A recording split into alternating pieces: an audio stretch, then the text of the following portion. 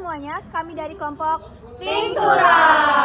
Nah, hari ini kami akan membahas penggunaan AI ditambah kecurangan saat penugasan, yaitu materi eval kami kemarin sore. Selamat menyaksikan. Saya Alia dari kelompok Tinktura. Dan saya Laveta dari kelompok Tinktura. Saya Sekar dari kelompok Tinktura. Saya Fania dari kelompok Tinktura. Saya Rifaya dari kelompok Tinktura. Penggunaan AI dalam kegiatan akademik adalah penggunaan teknologi kecerdasan buatan untuk membantu proses belajar. AI dapat membantu mahasiswa mencari ide, mencari informasi, ataupun merangkum materi. Penggunaan AI sebenarnya tidak salah jika dilakukan dengan bijak dan sesuai dengan aturan yang diberikan. Namun, penggunaan AI menjadi salah jika mahasiswa menggunakannya dengan sepenuhnya tanpa usaha sendiri.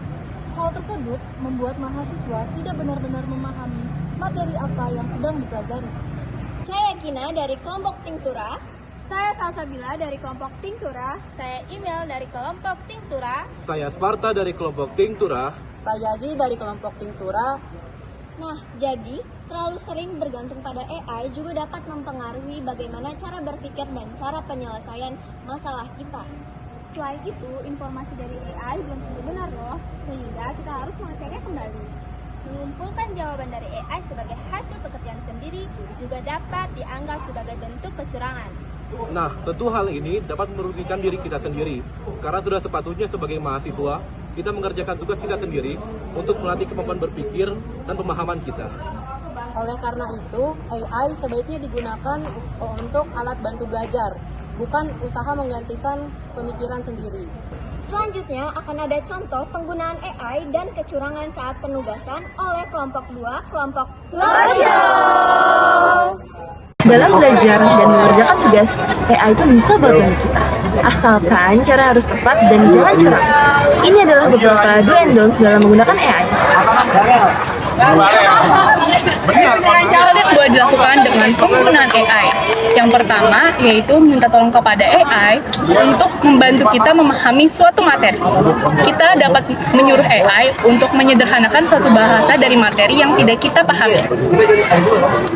Gunakan AI untuk mencari ide dan membuat contoh pertanyaan dan menyusun kerangka tugas. Lalu, dikembangkan dengan pemahaman Anda sendiri. Lalu, ceklah sumber yang diberikan oleh AI dengan dokumen yang terpercaya seperti jurnal ilmiah atau artikel ilmiah, karena AI belum tentu memberikan sumber yang terpercaya. Perhatikan juga aturan dalam mengerjakan tugas. Jika seandainya diperbolehkan menggunakan AI, maka gunakanlah sesuai batasan yang diberikan oleh dosen dan juga pengajar. Selanjutnya, hal yang tidak boleh dilakukan dalam penggunaan AI. Kalian jangan langsung copy paste jawaban dari AI dan langsung mengumpulkannya sebagai tugas kalian. Kalian perlu untuk mengolahnya terlebih dahulu dan memahaminya terlebih dahulu. Yang kedua, jangan gunakan AI untuk mengerjakan seluruh tugas individu kalian, terutama jika tugas tersebut dibuat untuk mengukur kemampuan diri kalian sendiri. Hal selanjutnya yang tidak boleh kita lakukan ketika kita menggunakan AI adalah hanya mengganti beberapa kata dari jawaban yang AI kasih ke kita. Nah, ini tuh sering banget terjadi. Salah satu contoh yang paling sering banget terjadi, dan tentu saja ini nggak boleh teman-teman, karena ini bukan merupakan hasil pemikiran dari kita dan tentunya ini merupakan salah satu pelanggaran juga dalam mengerjakan tugas. Dan juga jangan menggunakan AI ketika aturan tugas secara jelas melarangnya, karena ini termasuk kecurangan akademik dan juga melanggar integritas akademik. Hal selanjutnya yang tidak boleh dilakukan saat menggunakan AI adalah kalau alasan kita malas belajar dan untuk menghindari proses pembelajaran. Kalau kita hanya menyalin jawaban dari AI tanpa memahami maknanya, tujuan pembelajarannya tidak akan tercapai. In conclusion, pakailah AI sebagai alat untuk membantumu melakukan penugasan atau pembelajaran jika diperbolehkan. Dan jangan pernah menggunakan AI sebagai alat untuk melakukan kecurangan. Ingatlah, selalu bijak dalam menggunakan AI dan bertanggung jawablah atas tugas kalian sendiri. Terima kasih. Halo semuanya, perkenalkan kami dari kelompok 3 Jel. Halo semuanya, perkenalkan nama aku Farah Mirarianto, biasanya dipanggil Farah. Halo semuanya, nama aku Umam Muzaki Seno Haji, biasa dipanggil Umam. Halo semuanya, nama aku Reva Nyaira Intama, biasa dipanggil Reva. Halo semuanya, perkenalkan nama aku Rifda Safira Juneta, bisa dipanggil Juneta. Halo semuanya, perkenalkan nama aku Mare Karmelita Sodo atau biasa dipanggil Eme. Halo semuanya, perkenalkan nama aku Muhammad Apridaya El Nasti, biasa dipanggil El. Halo semuanya, perkenalkan nama aku Novi Febrianti, biasa dipanggil Novi. Halo semuanya, perkenalkan nama aku Faiza Kiakisti dan biasa dipanggil Faiza. Halo semuanya, perkenalkan nama aku Dwi Salsabila Bilkis, biasa dipanggil Caca. Hari ini kita akan membahas mengenai Dampak dan solusi penyalahgunaan AI dan kecurangan dalam mengerjakan tugas. Dampaknya penurunan kemampuan thinking dan problem solving dan kreativitas. Yang kedua, dapat mengakibatkan plagiarisme, citasi fiktif, serta fabrikasi data. Yang ketiganya, dalam banyak undang-undang disebutkan dapat mengakibatkan ancaman pidana, serta pencabutan gelar akademik, dan juga melawan 9 nilai UI. Yang ketiga, ketergantungan mental karena munculnya rasa malas dan hambatan kognitif dalam jangka panjang. Ingat ya teman-teman, jangan gunakan AI sebagai alat pengganti proses berpikir. Jadikan AI sebagai alat bantu kita saja. Cobalah dan analisislah masalahnya terlebih dahulu sebelum kita menggunakan AI.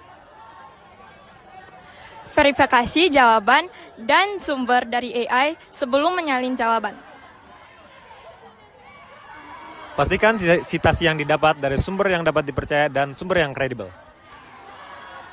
Setelah memastikan sumbernya, pastikan bahwa sitasi dapat ditulis dengan baik dan benar sesuai dengan format ketentuannya. Yang terakhir, kita harus membatasi penggunaan AI secara bijak dengan tetap melatih kemampuan membaca, menulis, menganalisis, dan menyelesaikan masalah secara mandiri. Perkenalkan, saya Nisrina Zulfan Ramadhani, dipanggil Nisrina dari kelompok 3 JEL. Teman-teman, kita harus ingat bahwa penggunaan AI yang bijak adalah menggunakannya sebagai sumber belajar. Bukan sekadar sebuah mesin yang memberikan jawaban untuk kita salin. Kita bisa gunakan AI untuk bertanya mengenai hal-hal yang rumit dan sulit dipahami, dan kita menganggap AI sebagai seorang guru yang mampu menjelaskan kita hal-hal rumit tersebut agar kita bisa lebih berprogres sebagai seorang manusia. Halo semuanya, perkenalkan saya Diviana Kandamesti, biasa dipanggil Divia aja.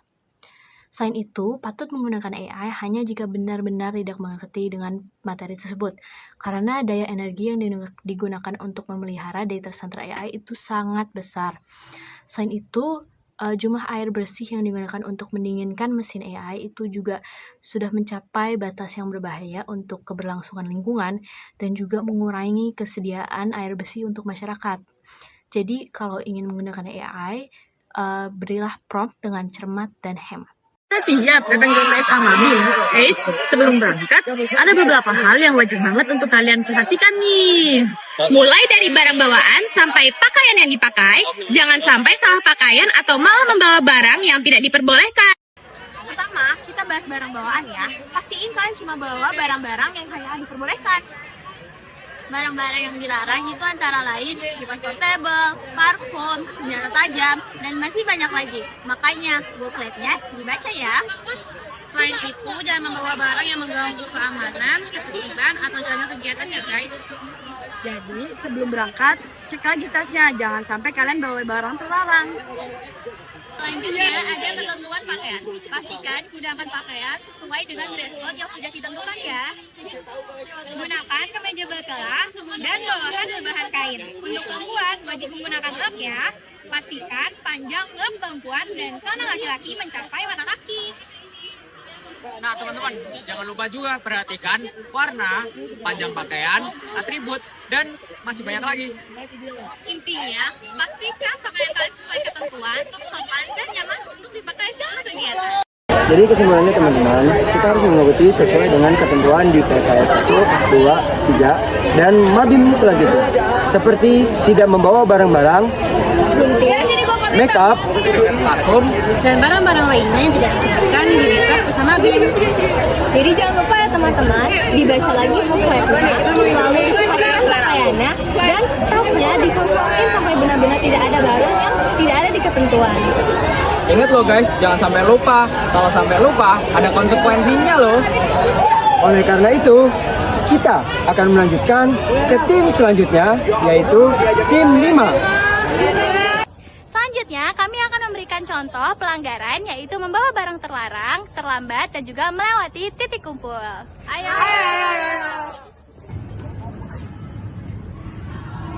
Stop. Kenapa kalian lewat sini? Emang titik kumpulnya sekitar sini? Maaf kak, saya nggak tahu. Maaf kak, saya juga nggak tahu. Ya udah kalian jalan aja. Untung kita bener ya. Iya ya.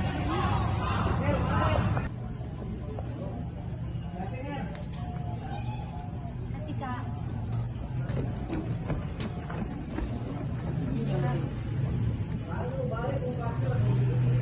Kenapa kalian kak?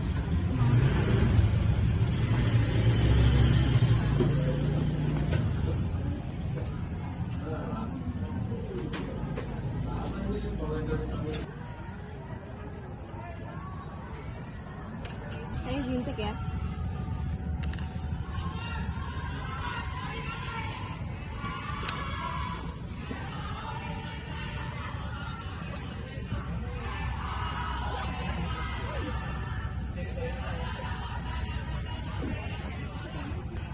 Kamu bawa barang yang terlarang nggak? Aduh, aku bawa sisir lagi. Aduh, gimana ya? Nggak tahu gimana ya. Udah ya, selanjutnya. Kasih kak.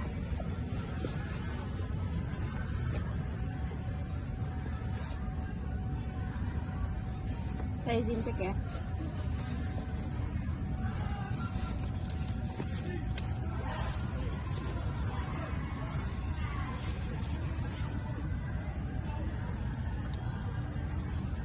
Ini apa? Itu lip balm kak. Berwarna nggak? Berwarna kak. Saya tahan ya.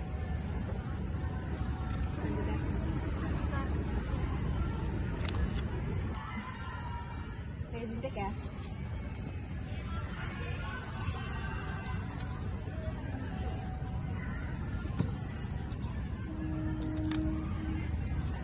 Kok bawa sisir?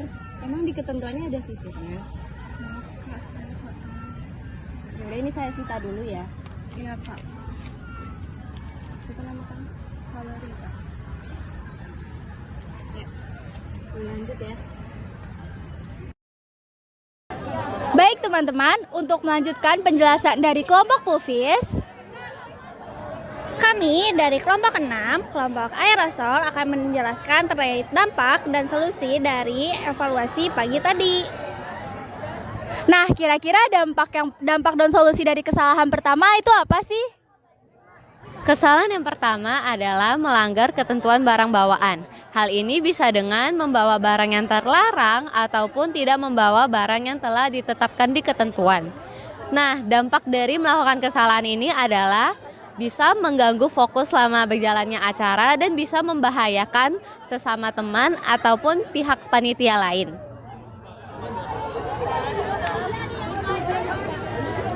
Selanjutnya, untuk solusinya adalah yang pertama, membaca kembali peraturan serta tata apa yang harus dibawakan selama acara kegiatan yang dikirimkan oleh para panitia.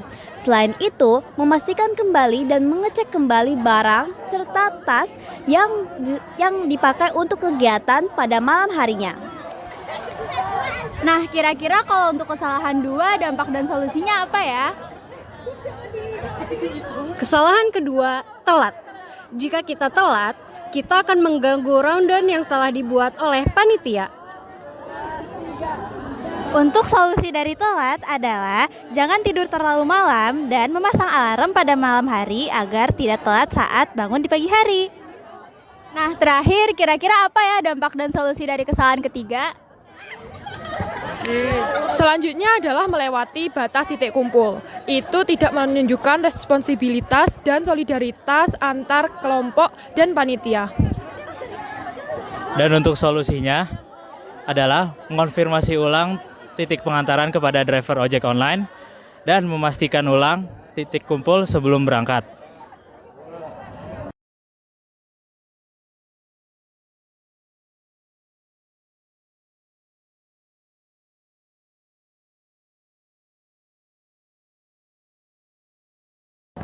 Nah, itu dia penjelasan dari kelompok saya, Aerosol. Semoga kejadian ini menjadi pembelajaran bagi kelompok saya maupun angkatan. Untuk melanjutkan penjelasan tentang kesalahan berikutnya, yaitu tidak mengerjakan buku perkenalan angkatan, akan dijelaskan oleh kelompok 7 Infusa. Buku perkenalan angkatan adalah buku yang berisi biodata mahasiswa farmasi angkatan 26. Biodata tersebut berisi nama, tempat tanggal lahir, asal SMA dan daerah, cerita singkat, nomor telepon atau medsos yang disertai dengan foto bersama dan tanda tangan yang bersangkutan. Buku tersebut akan memudahkan mahasiswa baru Fakultas Farmasi angkatan 2026 untuk mengenal satu sama lain. Dan oleh sebab itu, kita harus menyelesaikan tugas buku angkatan ini sesuai dengan deadline yang telah diberikan oleh tim panitia. Dan target tersebut adalah PESAF 1 yaitu 30% atau sekitar 50-51 orang, PESAF 2 40% atau sekitar 60-67 orang, dan PESAF 3 sekitar 82 orang. Total keseluruhan yang harus kita capai dari PSAF 1 sampai 3 itu berjumlah 82 orang yang harus kami tuntaskan pada tanggal 13 Agustus 2026. Kami mengakui bahwa angkatan kami telah bersalah karena tidak mencapai target yang telah ditentukan pada briefing PPAA sebelumnya. Namun, ada beberapa dari angkatan kami yang telah menyelesaikan tugas tersebut berdasarkan target yang telah ditentukan. Tapi di sisi lain, banyak juga dari angkatan kami yang belum menyelesaikan tugas tersebut. Secara keseluruhan, jumlah orang yang tidak menyelesaikan tugas sampai target lebih banyak daripada yang sampai target. Dengan demikian, kami secara menyeluruh mengakui bahwa perbuatan kami tidak dapat dibenarkan karena telah melanggar kesepakatan kami sebelumnya. Kami mengakui dan menyadari kesalahan kami yang tidak menyelesaikan tugas buku perkenalan angkatan, dan kesalahan tersebut tidak dapat dibenarkan oleh pembelaan manapun. Padahal tugas tersebut diberikan kepada kami agar kami bisa lebih memahami, mengetahui, dan mengenali satu sama lain di angkatan 2026 dengan baik sehingga memudahkan kami dalam komunikasi di kesempatan manapun. Halo semuanya, jadi sekarang kami dari kelompok Psikostoria akan menjelaskan mengenai buku perkenalan angkatan. Pertama saya akan menjelaskan mengenai biodata yang invalid. Nah, salah satu contohnya itu ada di data teman saya yaitu Jaslyn. Ini awalnya saya cuma menambahkan foto dan menambahkan tanda tangan dari Jaslyn itu sendiri, sedangkan biodatanya masih kosong semua. Jadi dianggap invalid datanya. Oleh karena itu, saya pun merevisi dari data invalid ini dan mengisi biodatanya secara lengkap dan sesuai, dan pada akhirnya terhitung valid. Saya akan menjelaskan mengenai nama lengkap dan nama panggilan di buku perkenalan angkatan. Jadi, nama lengkap itu kita tulis sesuai dengan nama lengkap teman-teman kita. Contohnya, Katarina Lika Kemalasari. Udah tulis segitu. Terus nama panggilannya sesuai dengan nama panggilan dia. Atau mau di seperti ini, di name tag dia. Jadi kan dia nama panjangnya Katarina Lika Kemalasari, nama panggilannya Lika. Oke, biodata selanjutnya yang kalian butuhkan adalah tempat tanggal lahir dan asal SMA. Seperti yang kalian bisa lihat di sini adalah biodata teman saya yaitu Asti. Dia lahir di Kediri tanggal 13 November tahun 2007 dan asal SMA dia adalah SMA Negeri 2 Kota Kediri. Selanjutnya adalah asal daerah dan juga alamat sekarang. Contohnya, asal daerah saya adalah Jawa Timur dan saya sekarang tinggalnya di Jalan Kober, Margonda Raya. Selanjutnya, biodata yang kalian butuhkan adalah nomor telepon atau medsos. Seperti contohnya di sini seperti punya teman saya yaitu Asti. Nah, jika teman saya berkenan membagikan salah satu dari kedua ini, maka saya akan menulis salah satu dari kedua ini. Dan untuk biodata selanjutnya adalah cerita singkat. Cerita singkat ini bisa berupa fun fact atau first impression kita ketika ketemu sama orang tersebut. Dan cerita singkat ini harus 2 kalimat ya, seperti di sini.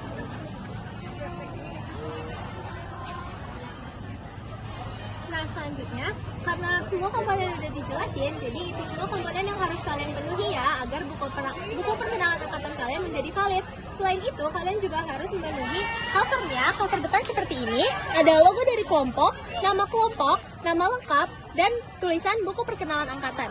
Lalu pada bagian belakang ada slogan angkatan kita, logo angkatan, dan tulisan Farmasi UI 2026. Segitu aja penjelasan dari kami tentang buku perkenalan. Kita lanjut ke kelompok selanjutnya ya. Halo teman-teman semuanya, kami dari kelompok 9 Unguenta, aku Askana, dan ini teman-teman aku ada Bintang, Nadine, Nadila, dan juga Najwa. Teman-teman tahu nggak sih dampak dari kesalahan dan juga kelalaian dalam mengerjakan buku perkenalan angkatan? Dampak pertama yaitu kita tidak bisa saling mengenal sesama teman farmasi. Teman-teman sadar tidak bahwa satu angkatan Fakultas Farmasi 2026 hanya memiliki 164 orang, sedangkan fakultas lain bisa mencapai 500-an orang. Ini pasti akan sangat berdampak jika kita tidak saling mengenal sesama. Dampak kedua, jika ada satu atau beberapa orang yang tidak mengerjakan, maka dampaknya akan dirasakan oleh satu angkatan. Jangan mau jadi beban bagi satu angkatan dan dikenal tidak bertanggung jawab. Dan saya Rachel, dan di sini ada teman saya Richelle, Sally, Surya, dan Rich. Sebagai bentuk dari tanggung jawab kami sebagai mahasiswa, kami tentu harus mencari solusi agar kejadian kesalahan buku perkenalan angkatan tidak terulang kembali. Oleh karena itu, izinkan kami untuk menawarkan beberapa solusi berikut. Pertama, solusi dari masing-masing individu pastinya harus ditingkatkan. Setiap masing-masing individu harus memiliki kesadaran betapa pentingnya buku perkenalan angkatan. Karena buku perkenalan angkatan dapat membuat satu angkatan lebih bonding, membuat kita mengenal satu sama lain, dan pastinya meningkatkan kerjasama dan juga komunikasi di satu angkatan. Untuk solusinya sendiri, kami dapat melakukan pertemuan secara offline, sehingga kami satu angkatan bisa bonding secara langsung tatap muka. Selain itu, kami juga harus belajar mengatur waktu dengan baik. Karena tugas buku perkenalan angkatan ini membutuhkan tanda tangan, foto, dan biodata dari masing-masing orang. Dengan itu, kami juga bisa mencicil untuk mengerjakan buku perkenalan angkatan agar sesuai dengan target setiap harinya.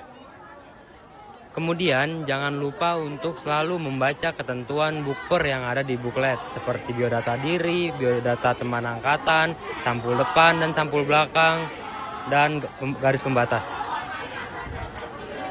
Kelalaian dalam membaca ketentuan bisa memperlambat progres kita untuk mencapai target. Kita tidak mau kan kalau segala kerja keras kita itu invalid hanya karena suatu kesalahan kita. Terima kasih sudah menyimak video penjelasan dari kami. Halo semuanya, perkenalkan kami dari kelompok 10 Pastae dan kami akan menjelaskan mengenai norma 5S. Ketahuilah bahwa budaya ini merupakan hal baik untuk dilakukan. Budaya 5S merupakan etika dalam berkomunikasi dan memberikan pelayanan yang terdiri atas senyum, sapa, salam, sopan, dan santun. Kelima hal ini berfungsi untuk membangun interaksi yang nyaman, positif, dan saling menghargai. Yang pertama adalah senyum. Dengan tersenyum, kita menunjukkan sikap terbuka dan memberikan kesan yang positif kepada orang lain. Tidak tersenyum dapat diartikan sebagai bentuk kesombongan atau kemarahan. Salam merupakan bentuk penghormatan dan tanda bahwa menghargai keberadaan orang lain. Mengucapkan salam merupakan awal yang baik berkomunikasi. Karena tidak salam menunjukkan tidak menghormati. Yang ketiga adalah sapa. Menyapa berarti memberikan perhatian kepada orang lain dengan santai. Contohnya seperti selamat pagi, permisi, dan juga menanyakan kabarnya. Tidak sapa artinya tidak menghargai orang lain dan juga mengabaikan. Yang keempat adalah sopan. Sopan berarti menunjukkan perilaku dan etika yang baik dalam berinteraksi. Kita perlu memperhatikan cara berbicara kepada orang lain agar tidak menyinggung atau merendahkan orang lain. Yang kelima, santun memiliki sifat yang penuh rasa hormat dan juga menghargai orang. Kesantunan dapat ditunjukkan melalui pilihan kata, cara bicara, dan juga tindakan kita. Sikap yang tidak sopan santun dapat menyakiti hati lain. Kelima unsur tersebut saling berkaitan. senyum dan salam bisa menjadi awal interaksi. Kemudian dilanjutkan dengan sapaan yang ramah, serta sikap sopan dan santun dalam berkomunikasi. 5S membuat suasana menjadi lebih nyaman, ramah, dan positif. 5S juga dapat membantu membangun hubungan yang lebih baik serta meningkatkan kualitas hubungan dengan orang di sekitar kita. Nah, contohnya dalam kehidupan sehari-hari ketika kita bertemu dosen, teman, atau orang lain, kita dapat memberikan salam, tersenyum, menyapa dengan ramah, bertutur kata santun, dan berperilaku sopan. Nah, jadi penerapan 5S bukan hanya sekedar teori biasa, namun itu adalah kebiasaan sederhana yang dapat kita terapkan setiap hari. Penerapan 5S, senyum, salam, sapa, sopan, dan santun dapat kita mulai terapkan dari diri sendiri. Penerapan 5S ini dapat menimbulkan suasana dan interaksi yang lebih baik. Terima kasih sudah mendengarkan penjelasan dari kami. Terima kasih semuanya.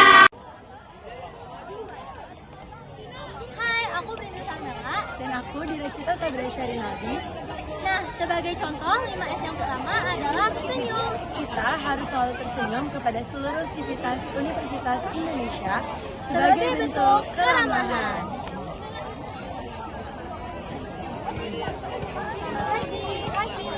Nama aku Indah Cahaya Bulan, biasa dipanggil Indah. Nama aku Aska Mutmainah, biasa dipanggil Aska. Dan S yang kedua adalah salam. Salam adalah sebagai bentuk tanda hormat kepada seluruh Universitas Indonesia. Ini aku makan apa ya? Ada Nana. Perkenalkan deh, aku Abigail dan ini Talita Salsabila. Dan S yang ketiga kita adalah sapa, yang dimana kita harus melakukan bersapa ketika bertemu seluruh sivitas Universitas Indonesia.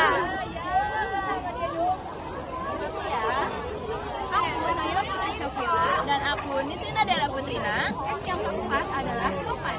Kita perlu berperilaku sopan dalam tiap tingkah laku kepada seluruh sivitas Universitas Indonesia.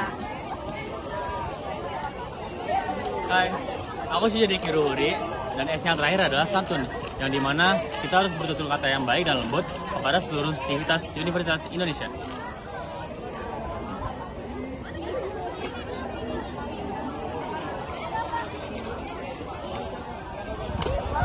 Nah, dari 5S yang telah kami contohkan tadi, kita semua harus selalu memberikan 5S tersebut kepada teman angkatan, kakak tingkat, dosen, staf, dan seluruh sivitas Universitas Indonesia selama berada di Nah, setelah mengetahui beberapa contoh penerapan 5S dalam kehidupan sehari-hari, sikap-sikap tersebut tentunya akan memberikan dampak bagi orang-orang di sekitar kita.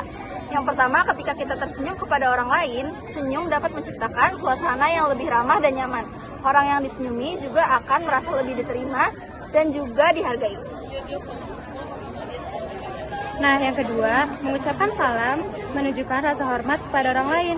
Kebiasaan memberi salam juga dapat menciptakan hubungan yang lebih baik antara mahasiswa, dosen, dan staf kampus. Selanjutnya, menyapa orang lain dapat mempererat hubungan dan membuat komunikasi menjadi lebih terbuka. Dengan saling menyapa, kita dapat menciptakan lingkungan kampus yang lebih akrab dan harmonis.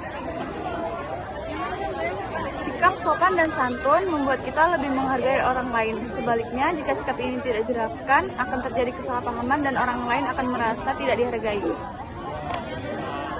Nah, setelah mendengarkan beberapa dampak dari penerapan 5S, kita juga harus mengetahui solusi penerapannya dalam kehidupan sehari-hari. Nah, terdapat beberapa solusi. Yang pertama untuk senyum dan salam. Nah, dalam kehidupan sehari-hari, kita harus membiasakan mengucapkan salam dan tersenyum kepada orang lain. Terus walaupun hal ini terlihat sederhana, kebiasaan ini dapat membuat orang lain merasa dihargai. Nah, kita juga perlu untuk menyapa dosen, teman, dan staf kampus. Saat menyapa, gunakan kata-kata yang baik dan sesuai dengan situasi agar orang lain merasa dihargai. Dalam berkomunikasi, kita harus menggunakan bahasa yang sopan, tidak memotong pembicaraan, dan menghargai pendapat orang lain.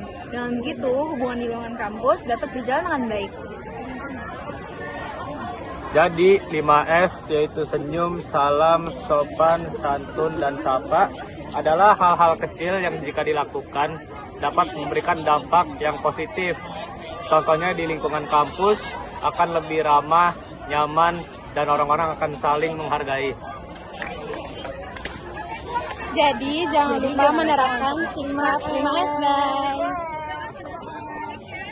Kami dari Kapsule, saya Kathleen Gracia Nauli Manpaung, saya Ana Trifosani Lipodi, saya Nadira Kaisi, yang tersekas Tiffany Arpolido. Saya Fisya Japodi. Kami akan menjelaskan tentang adab saat bertukar wawasan dengan kakak tingkat.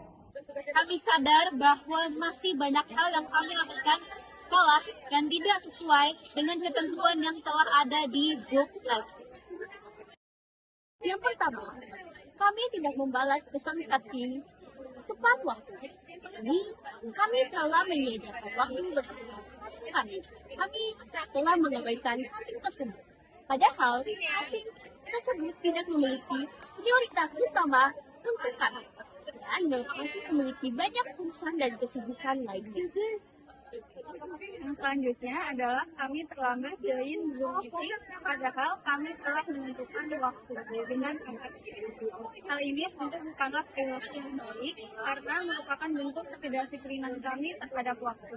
Dan yang seharusnya kami lakukan adalah masuk Zoom tersebut saat waktu sebagai bentuk menghargai waktu kakak tersebut yang telah meluangkan waktunya untuk berkenalan dengan kami di tengah-tengah kesibukannya. Untuk kesalahan kami yang ketiga, ialah saat melakukan sesi TWTW dan cutting, kami langsung menembak biodata, baik itu sebelum, sesaat, maupun sesudah sesi TWTW tersebut. Padahal seharusnya kita melakukan basa-basi ataupun sesuai yang dianjurkan oleh para mentor kami. Selanjutnya, kami kerap membagikan kontak dan biodata cutting kepada teman-teman seangkatan kami untuk menuntaskan tugas berkenalan cutting kami. Namun, setelah kami refleksi, kami menyadari bahwa itu merupakan pelanggaran di buklet PSA Mabing. Selanjutnya, kami juga menyadari bahwa itu adalah pelanggaran atas privasi dari kakak-kakak tingkat kami di Farmasi UI di kakak-kakak tingkat tahun-tahun sebelumnya. Selanjutnya, kami menyadari bahwa kami masih melakukan hal lain ketika kami Zoom dengan cutting. Kami menyadari bahwa kami masih melakukan aktivitas lain saat Zoom dengan cutting, dan hal tersebut menunjukkan ketidakhormatan kami terhadap cutting tersebut, dan hal itu salah.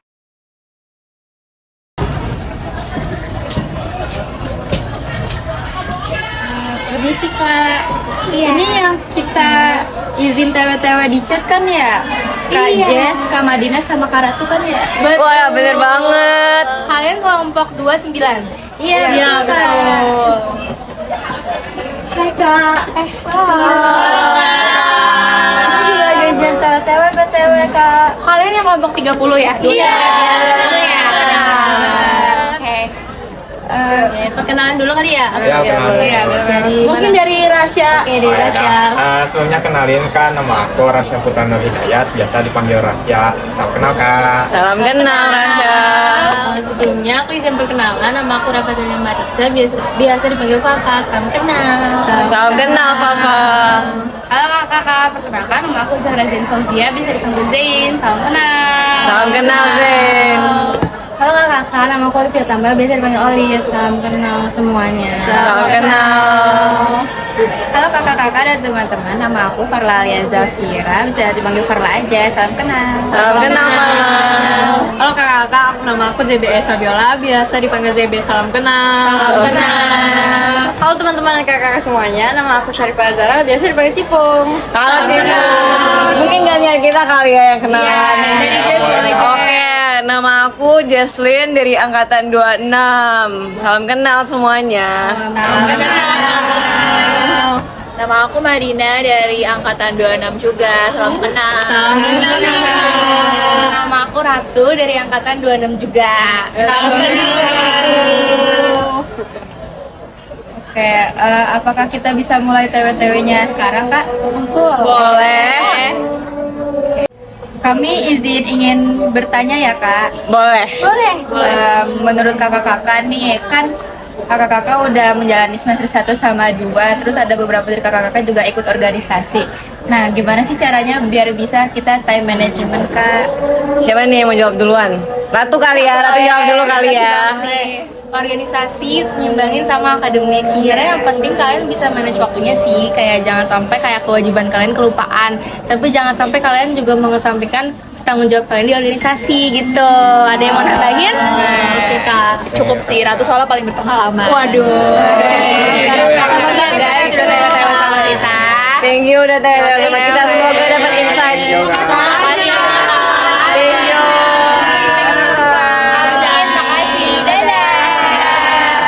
Selanjutnya akan dilanjutkan oleh kelompok 15. Assalamualaikum warahmatullahi wabarakatuh.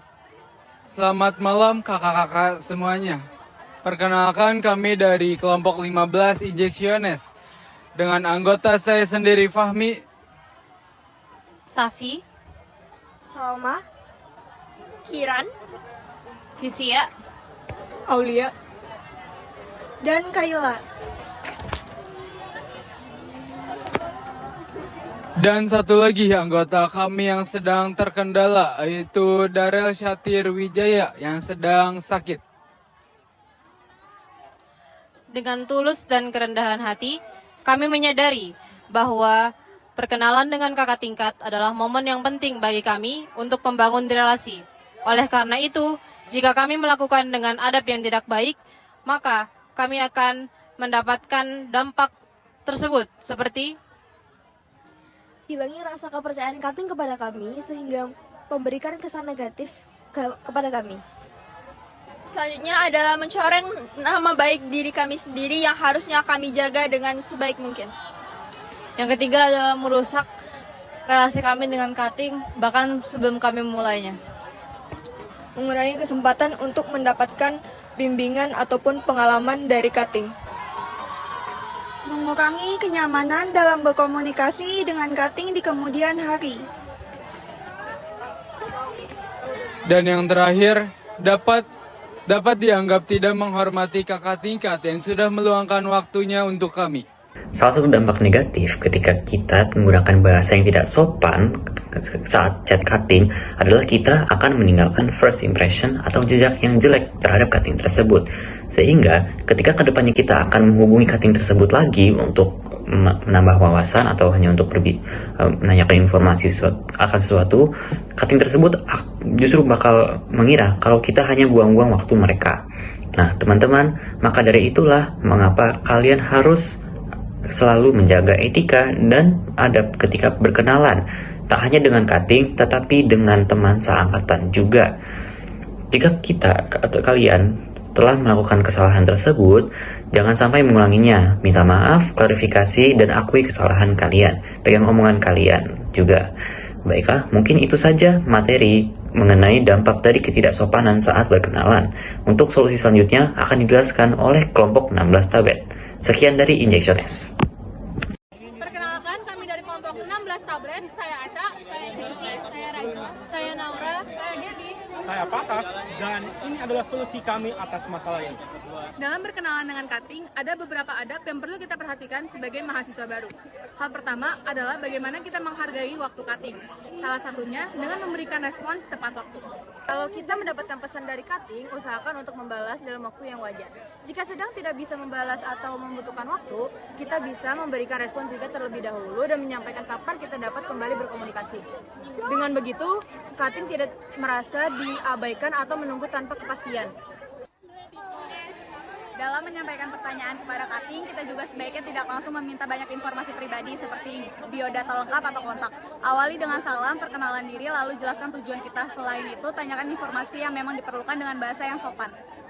Kita juga harus memperhatikan ketepatan waktu. Jika sudah membuat janji untuk bertemu atau mengikuti sesi perkenalan, usahakan untuk hadir tepat waktu.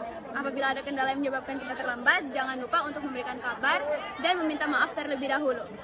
Hal lain yang tidak kalah penting adalah menjaga privasi cutting. Biodata, nomor telepon, maupun informasi pribadi lainnya tidak boleh langsung dibagikan kepada orang lain tanpa izin. Jika memang diperlukan untuk kepentingan tertentu, pastikan kalau sudah meminta persetujuan dari cutting tersebut terlebih dahulu. Terakhir, ketika sedang berkomunikasi dengan cutting, kita perlu memberikan perhatian penuh. Hindari melakukan kegiatan lain, seperti mengerjakan tugas lain, bermain HP, atau scrolling media sosial. Jika memang ada keperluan yang harus diselesaikan, lebih baik kita meminta izin terlebih dahulu. Jadi, adab dalam perkenalan dengan cutting sebenarnya tidak sulit untuk dilakukan. Menghargai waktu dan memberikan respon yang baik. Jika ada kendala, sebaiknya memberikan kabar terlebih dahulu dan juga jangan lupa untuk tepat waktu. Kasih dengan sopan tanpa langsung menuntut informasi. Jaga privasi dan meminta izin sebelum membagikan informasi. Serta memberikan perhatian ketika sedang berkomunikasi. Gunakan salam dan minta izin. Sebelum menyampaikan keperluan, pastikan untuk menyapa dan meminta izin mengganggu waktunya. Fokus saat bertatap muka. Jika berbicara langsung, tatap mata cutting. Singkirkan ponsel dan dengarkan dengan seksama tanpa menyela. Beri kabar perkembangan. Jika sedang dalam proyek, tugas, atau janji bersama, aktiflah memberikan update tanpa harus ditanya terlebih dahulu. Etika dalam menghubungi cutting adalah menghargai waktu dan privasi, menyampaikan maksud dengan jelas dan sopan, serta menjaga kepercayaan dengan membalas secara wajar, dan juga tidak menyebarkan informasi pribadi cutting. Kebiasaan ini penting dilatih sejak kuliah, karena juga akan berguna sebagai bekal komunikasi profesional di dunia kerja.